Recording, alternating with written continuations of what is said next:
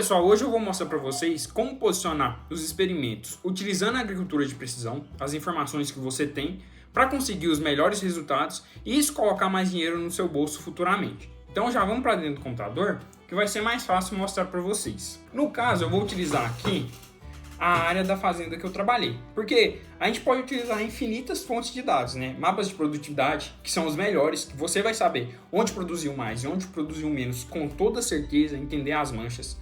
Mapas de NDVI, mapas de solo e a topografia. E um outro que eu vou utilizar aqui é o potencial produtivo, em que no meu relatório aqui, análise CropSat, eu consigo identificar ele e colocar quais os talhões com maior potencial, menos potencial e a gente manejar, junto com as informações que o produtor traz para a gente também, né? Então, vamos começar a colocar aqui. O primeiro passo que eu vou utilizar são dois tipos de posicionamento que a gente pode colocar. O posicionamento no talhão, ou seja, você vai fazer o experimento dentro de um talhão para expandir para aquele talhão, ou você faz o experimento em diversos talhões para expandir para a fazenda toda futuramente, né? Então, a gente vai colocar primeiro em um talhão. São dois talhões que eu quero mostrar para vocês, né? No caso, a gente vai colocar que ele é um talhão melhor, pelo histórico que eu tenho lá, ele é mais produtivo, tem melhores resultados, e o talhão 16, que ele já é um talhão pior, já um solo diferente, tem algumas nuances aí. Vamos colocar aqui as informações, né? No caso do talhão 1 aqui, ó. O primeiro que eu falo é de solos. O solo dele é um latossolo vermelho. Se vocês... eu tenho que marcar ele aqui, né? Eu tenho que marcar os solos. Aqui, ó, ele é um latossolo vermelho e amarelo e um latossolo vermelho. É um solo intemperizado, distrófico, que nem a gente pode ver aqui, mas já foi feito todo o manejo. Só que o importante, o talhão todo é uniforme nesse solo, então é tranquilo, não tem essa questão. Vamos colocar de outra questão. A gente parte para a topografia. Vamos colocar a topografia aqui, para vocês conseguirem ver.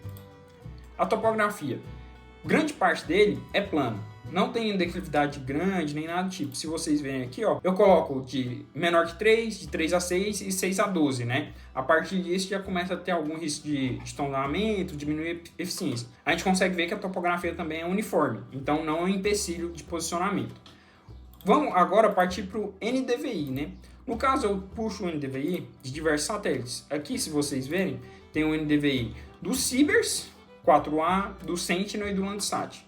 Por que eu escolhi esse talhão 1? Justamente por uma questão, que é o histórico da área. Se a gente ver aqui, ele está bem uniforme. Tem alguma manchinha de nuvem e tal no NDVI médio. Só tem uma mancha mais escura aqui, que possivelmente foi um cultivar diferente, deu algum tiro, alguma coisa nesse quesito, nessa época.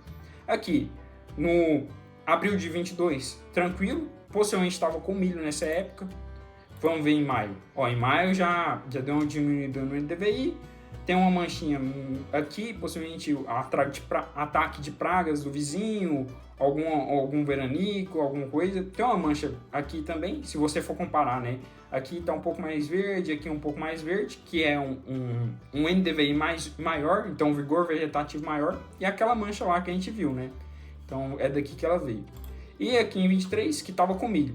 Aparentemente isso aqui foi só um milho que derrubou lá por vento. Eu não cheguei a conversar com o pessoal para entender, mas deve ter sido isso. Então deslocamento, se vocês verem, né, questão de satélite, né, imagem de satélite aqui, mas isso aqui é só uma mancha de vento, pelo que eu entendi. Só que o importante é que quando a gente estava lá, o pessoal fez esse experimento aqui, ó. Tá vendo essa parte mais amarela aqui? O que é esse experimento? É que colocou a linha dupla, então o espaçamento reduzido.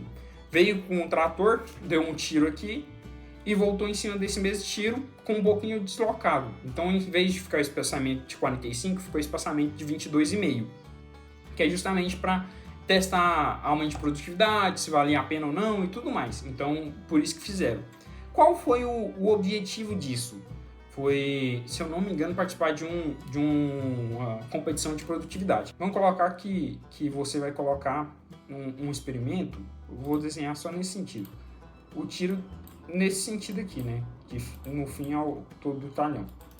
Essa área aqui possivelmente vai ter uma menor produtividade. Seja um experimento de fonte diferente de adubo, foliar, algum defensivo, vai ter alguma diferença porque essa área teve uma população maior, extraiu mais nutrientes, exportou mais nutrientes ali, tem que ter uma reposição maior. Então pode ser que tenha uma falsa. Então se você quer representar o talhão todo, você tem que posicionar de uma forma que represente toda a característica do talhão.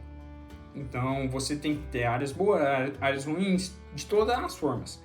No caso, esse talhão aqui, um experimento dessa forma, pegando o central aqui, seria bom, porque você saberia como que o experimento ia desenvolver nessa faixa, né, que foi o espaçamento reduzido, e com essas pequenas faixas aqui, você saberia o resto do talhão, o que você poderia experimentar. Esperar, né? Experimentar não, esperar se você expandisse para o talhão todo. Então, um posicionamento aqui seria bom. Então, vamos colocar, né? Posicionar esse experimento dessa forma. Não 100%, mas tá bom, né? Aqui, ó. Então, a gente já tem um experimento colocado, que na próxima safra, se der bom, o experimento de foliar aumentou a produtividade somente nessa área aqui, onde era o espaçamento reduzido. Por quê? Por causa que faltava mais nutriente, não repôs tanto, então a gente teve que, a gente viu o que ele conseguiu. Então, se você aplicar o foliar só nessa mancha aqui, você vai ter um aumento de produtividade. Aplicando no resto do talhão, vai continuar a mesma coisa, ou por causa de adubação de base, não tinha falta. Então, só vale a pena aplicar ali. Essa foi a conclusão. Agora, no talhão 16, né, que a gente vai. Eu vou utilizar a imagem do Sieberts, novamente, que vai ficar mais fácil. O 16, ele é o principal, já começa nos solos. Ele tem dois tipos de solo. Ele tem um glaze solo, se vocês verem. Deixa eu salvar aqui, ó. Ele tem um glaze solo. Eu tenho que colocar no solo aqui. É um glaze solo, se a gente vê, distrófico, e aqui é o latossolo vermelho, que é o mesmo da área. Então a gente tem que colocar de forma que represente essas duas áreas. Então já começa por aí. Vamos para o NDVI, né? NDVI médio aqui dessa área. Deixa eu tirar os solos, né? E colocar essa mãozinha para desmarcar. A gente vê que tem uma manchinha aqui para baixo, é pouca coisa. Isso aqui é porque tem a nuvem manchando, mas eu sei que essa área aqui é um pouquinho menos produtiva, essa parte de baixo, né? Então vamos ver, quarto de 2022, mancha de solo, de nuvem, né? Então não fica tão bom o resultado. Vamos ver em maio do mesmo ano. Já tem uma manchinha aqui, aquela mancha menos produtiva que eu já falei. Vamos ver aqui. Aí, ó, a gente consegue ver. Como é maio, isso aqui já tá final de ciclo, possivelmente.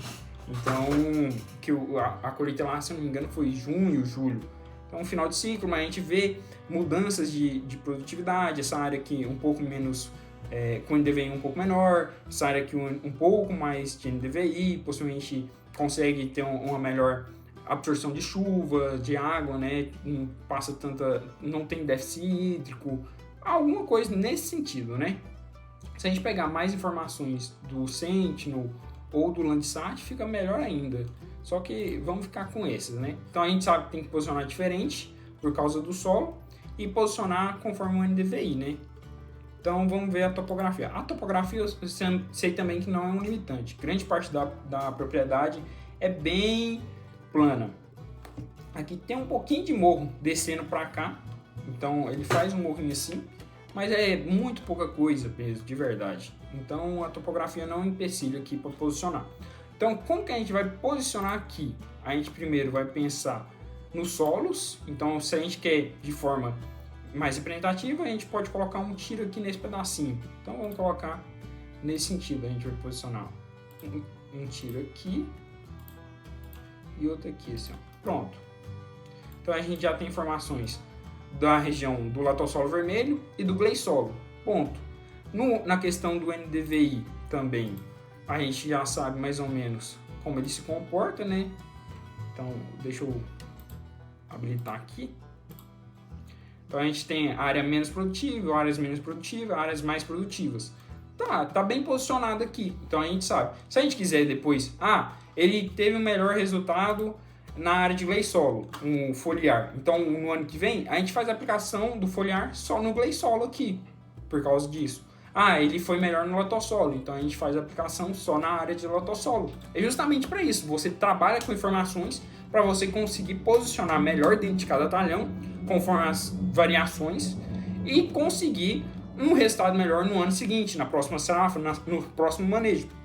Se a gente tivesse mapa de produtividade, seria melhor ainda, que a gente ia saber onde tem mancha de produtividade, onde produziu menos, onde produziu mais, e conseguir posicionar melhor ainda. Então, esse foliar na área que produziu mais, ou esse foliar aumentou a produtividade da área que produziu mais. Então, ano que vem eu consigo expandir para todas as áreas que produziram mais. Ele aumentou a produtividade da área que produziu, já tinha um histórico de produzir menos. Então, eu aplico só nas áreas que produzem menos. E o terceiro posicionamento que eu falo, né, é na área total. Um que eu utilizo tem essa questão dos solos, né? Então, o bom aqui é que é bem completão, né? Só a área toda é praticamente lotossolo vermelho. Então, não é um limitante. Topografia totalmente plana não é um limitante. Os limitantes seriam produtividade, então saber onde produz mais, onde produz menos.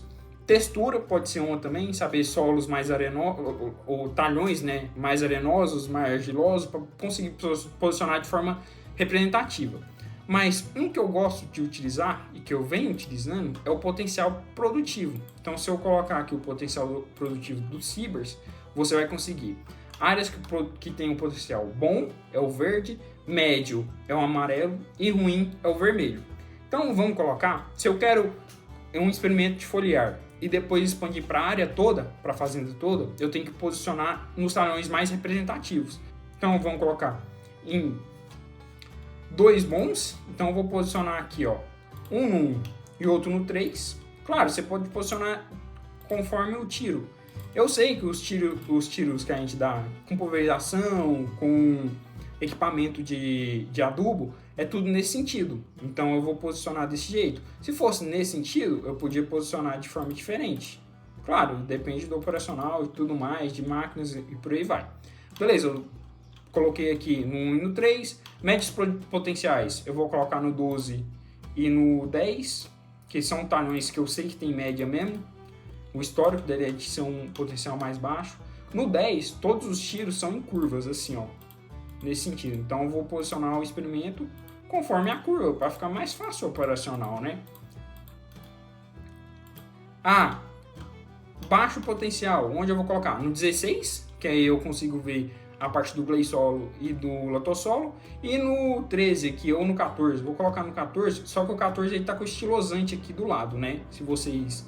é que não vai dar para ver, eu acredito. Aqui, isso daqui tudo é estilosante. Então, eu não posso, se eu quero uma cultura produtiva, soja, milho, eu tenho que colocar no talhão que produz isso, né? Eu fazer a experimentação no estilosante não faz sentido. Então, vamos colocar aqui no 13, que eu sei. Vou colocar ele mais ou menos no sentido da curva para facilitar o operacional. Claro, se tiver maquinário com taxa variável, você consegue fazer isso de forma reta, mas desde que seja representativa, né? Se eu tivesse diferentes tipos de solo aqui dentro, eu ia tentar colocar o mais representativo possível. Então eu tenho todas essas informações, né? Já posicionei, posicionei em 2 bons, 2 médios, 2 ruins. Então aqui já está com o experimento posicionado de forma que é representativa na propriedade toda, né? Então, conforme ali, os talhões bons que eu apliquei melhoraram mais ainda a produtividade em comparação com os médios e ruins. Então eu faço a aplicação do foliar só em todos os que foram considerados bons. Eu tive um ganho de capital maior nos médios, então eu tive um aumento de produtividade de 5, 7 sacas. Então eu vou aplicar onde é médio, onde tem local médio, eu aplico. Ele conseguiu melhorar muito a área de áreas ruins. Então eu aplico no 13, no 14, no 15 e no 16. Justamente por isso. Deixa eu tirar isso aqui, né? Para parar de ficar manchado. Então, sabendo os resultados, eu consigo tomar melhor a decisão. Justamente para colocar mais dinheiro no meu bolso. Por exemplo, não adianta, né? No 15 e 16, no 13, 14, 15 e 16, eu tive um aumento de produtividade de 7 sacas. Nos médios, ele conseguiu aumentar em 3 sacas. E nos bons, aumentou em 1 saca esse experimento. Não faz sentido, pela parte operacional, custo e tudo mais, eu colocar só nos bons e nos médios. Faz mais sentido eu colocar nos ruins, porque vai ter um ganho maior ainda. Ou ao contrário, os bons teve um resultado muito maior que o esperado. Eu consegui um aumento aí de 7 sacas, enquanto a média dos outros eu tive um aumento só de 3 sacas por hectare. Então eu vou posicionar o experimentação em área total só nos talhões bons. É justamente para isso, você conhecendo as nuances, as variabilidades, né? As variabilidades de cada talhão, você posiciona da maneira correta com as informações que você possui.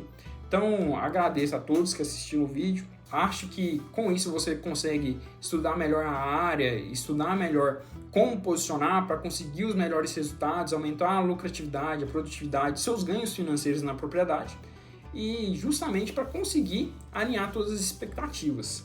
Então, muito obrigado aí. Se gostou, se inscreve no canal e até a próxima. Falou!